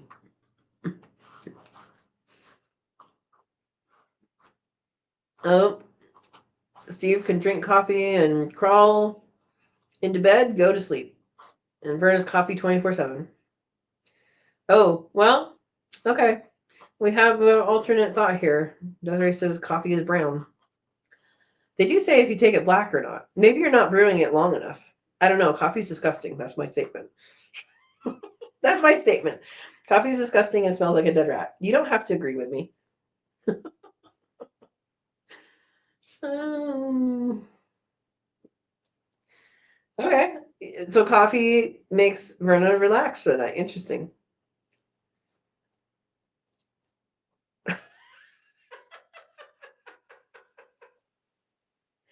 Life's lessons from Grandpa Steve. Desiree, please don't go to a restaurant and ask for brown coffee.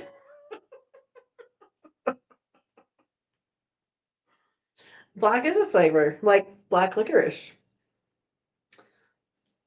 versus red licorice. Oh my gosh. Yeah, I drink tea. This is tea.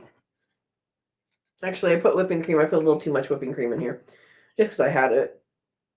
Um, but it's tea.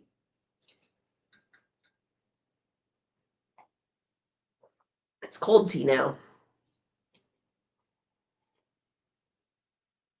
Mm-mm-mm. Mara said I don't like red licorice. Too fake a flavor. I like it, but I like black licorice better, and I like the real licorice better, and I like anise. Um, the spice. That's good. I don't know. Anybody know what zone you can grow licorice root in? I'm guessing not here. If I do a nice greenhouse that retains heat, maybe. I know it's the root part that you eat. Steve says black licorice reminds me of Turkish alcohol. I don't know anything about Turkish except for delight, and that's a sweet. Yeah, anise is a great substitute. Exactly. Anise hyssop. If you're doing tea and you like licorice flavor, anise hyssop, highly recommended. Highly recommended. And it has a square stem, so if you want a straw, you can just and it's hollow, and you can have a square stem. Um, yeah. Desiree has a fun fact. Caffeine for ADHD makes them sleepy and more focused instead of energy. Caffeine also has a 4-hour effect in the body that does not have a cure if you overdose. So do not overdose. Not a doctor. Okay. Verna says licorice root, specifically Glycyrrhiza glabra, grows best in USDA hardiness zones 7 through 11. I can grow it here? Through zone 6 can be successful with heavy mulching. Verna, I can grow it here. I have goals. Okay. I'm going to have to research that later. But that is awesome. Awesome news. Thank you guys. And Steve followed up with the USDA hardiness zone 7 through 11. Oh, for the common type, there's different types. Yeah, I would like to be able to grow. If I had my way, I would grow a bunch of ginger and a bunch of turmeric and a bunch of cardamom as well. I would love to have the high tunnel greenhouse, whatever it is, to have like that level of stuff I can grow. Caramella, which is the star fruit, dragon fruit, some citrus, some avocado. That's what I would like to grow. I would just, and then have quail in there as well. I may have to like fence off the avocado somehow. I don't think they go crazy on citrus and die, but avocados, if quail eat avocado, they're gonna die. Basically, it gives them a heart attack. And I know of 2 people that have had that happen to their birds. One of which got his birds from me. He's like, they just look like they're sleeping, but they're dead. What happened? And I'm like, go through all this stuff. I'm like, are you sure you didn't give them avocado? And so they went through some of the scraps and they found little bits of avocado. It's like, yeah, it was avocado. Yeah. All right. Anime wants fruit trees one day. Yes. Are you in a place you can grow them right now? If so, put them in the ground this winter. If not, you can amass them as long as you know that you're going to have to move them and put them in larger pots and carry them around. Cardamom. Yes, cardamom. It is a pod and it grows like this. It has a base and it has leaves that grow like this, and then it has the spires with the flower, and then that becomes the pods, and the pods are like that. There's different kinds, and I know there's different kinds, and what I don't remember, because I looked up a long time ago, if the different kinds in our spice cabinet are different kinds or different ripenesses. Because white pepper and black pepper are the same plant. They're just different ripenesses. So, yeah. Chinese licorice can grow in zones 5 through 9. What's the difference between Chinese licorice and licorice root? Awesome. I'm 8B, so that's good. You thought it was a person name? Cardamom is a person's name? It's a spice. I thought it was a sweater. No, cardigan. Cardigan is a sweater. No, cardamom. It's used in chai. It's used in a lot of more Asian-y dishes and tea and all sorts of stuff. Pretty cool. Anime is naming another bird. You name lots of birds, don't you? Named another quail today. Jumbo pansy shall be dubbed Potato. I know a doggy whose nickname was Potato because she would lay like a potato. Vern says green cardamom is one type, then the other is black cardamom. It's a different type of, it's a different variety of plant though. Yeah. Anyway, so I think there's a white one too, isn't there? I don't remember. But yeah, it's kind of like, so I don't know if this applies to that, but I'm just saying with pepper, like peppercorn, there's black pepper, white pepper, and green pepper too. And those are all come from the same plant, the same everything. It's just it's just harvested at a different point in maturity. And then same thing for green tea. Green tea, black tea, and white tea, and I think Rubios all come from the same plant. It's just how it's processed to find out what it ends up with, which is interesting because I'm not a fan of green tea, and the rest of it is fine. So I don't know anything about that. Yeah. Green cardamom is one type, then the other is black cardamom. Green looks bigger seed pods than the black one does. There's also a long pepper. Oh, there's a different. So there are different kinds of pepper. Yes, that's different. Yeah. Which tastes better, black or white? I don't think it's a better. I think it's just a different flavor. For peppercorn, black or white, the white one has more spice to it, but it's a different kind of spice. Yeah. Red pepper is related to cashews. Red pepper? I guess I don't know about the family of cashews. The cashew is on a tree and is the bottom auxiliary tissue to the fruit. Or the bottom, yeah, it's weird. It's like there's a fruit, then there's a cashew. I don't know about that one. Okay, Marina says Chinese were smart. They got everyone hooked on tea, but they kept the secret of sage as the better tea. Which kind of sage? You talking about cooking sage, like culinary sage, or is it a different kind of sage? Yeah, you can use. So I have a plant. I have it now because I bought it again. Hot and spicy oregano. I made the lady at the checkout eat a leaf. She's like, "That's amazing." I'm like, "Yeah, there's more. You better get one and end your shift." But you can make tea out of all sorts of different herbs. Like, my favorite from my old yard was hot and spicy oregano, chocolate mint, and lemon balm or lemon verbena. And those together into a tea is awesome. You know, nobody would really think to put oregano in a tea, but it's awesome. Yeah. Desiree says it would make me go to the hospital if I ate one. Almost ate one once. If you ate a cashew, oh, you're allergic to cashews? Yeah, don't eat them.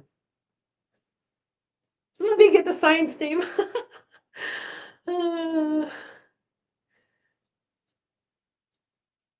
Okay. Common ones are black, white, and red pepper. Peppercorns. So peppercorns are related to cashews?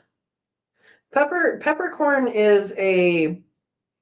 So the red I thought was from a different thing. Isn't that Peruvian pepper? Because that's not the same as peppercorn. It might be. They might have a whole bunch of different colors. I don't remember. I know Peruvian pepper is a tree that is not the same as peppercorn. Peppercorn is a vine. But people do use Peruvian pepper fruits like black pepper. Okay, pink peppercorns are related to cashews.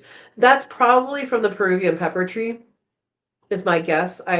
This is me answering it like it's a test question that I don't know the answer to, but that's my inkling is that's probably the Peruvian pepper tree, not the actual peppercorn, not black pepper.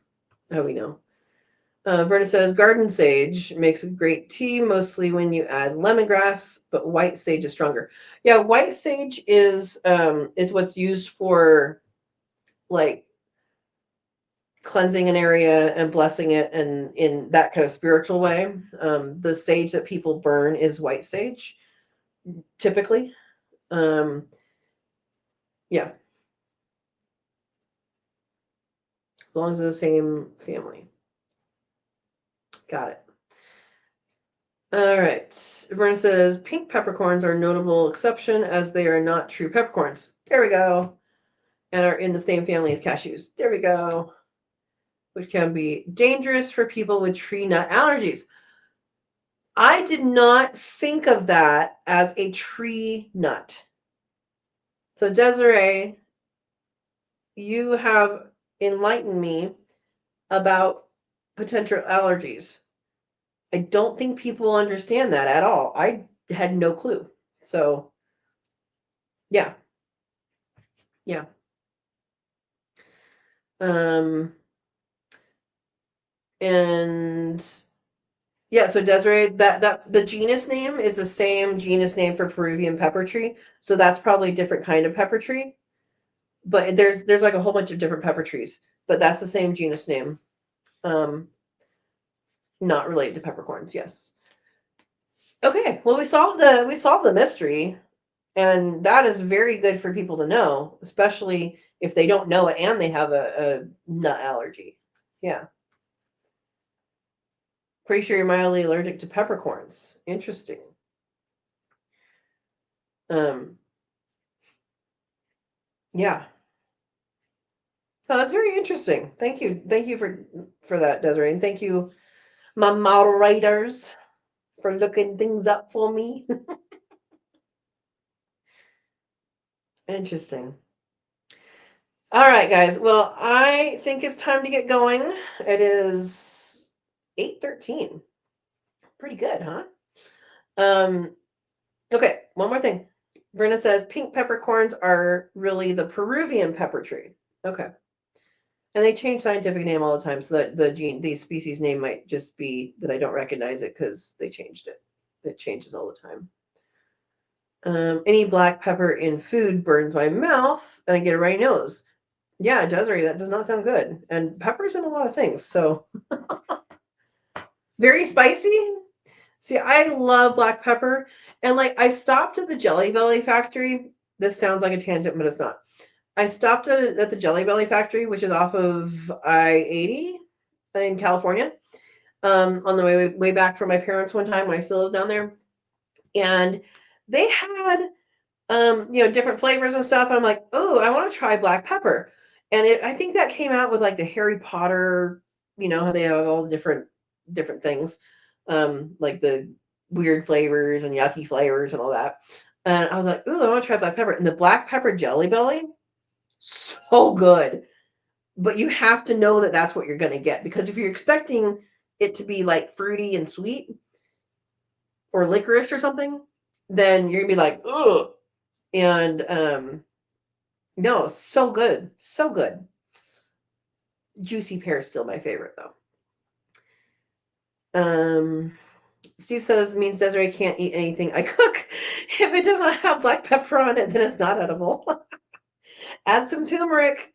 Anything that you cook with black pepper should have turmeric. Anything you cook with turmeric should have black pepper. It gives it the most bang for your buck. They work with each other to get the nutrients out of those things into yourself, and both of those are power foods. So, except for Desiree, I recommend you do that. Pink peppercorns, this is Brenna, are dried berries from the Scinus molite. So that's a tree that I know. Offering a mild, slightly sweet and fruity flavor with citrusy notes distinct from true pepper. See, I think some of those people went on a wine course too much, because I don't know about citrusy notes. Commonly used as a garnish and in dishes like white sauces. Oh, white sauces, okay. Salads and seafood, but can cause allergic reactions in people sensitive to tree nuts because they are a part of the cashew family. Yeah. While not true peppercorns, they are safe and versatile spice for most culinary uses. You can still eat. You just need a drink and a tissue. Oh my gosh. Oh, you're only allergic to cashews and apparently black pepper. Interesting. I mean, people with allergies for, just because you're allergic to something doesn't mean you're allergic to something else, but there are associations that, are usually made or often made or whatever. And so, yeah, good to know what you're allergic to and what you're not allergic to, though, huh?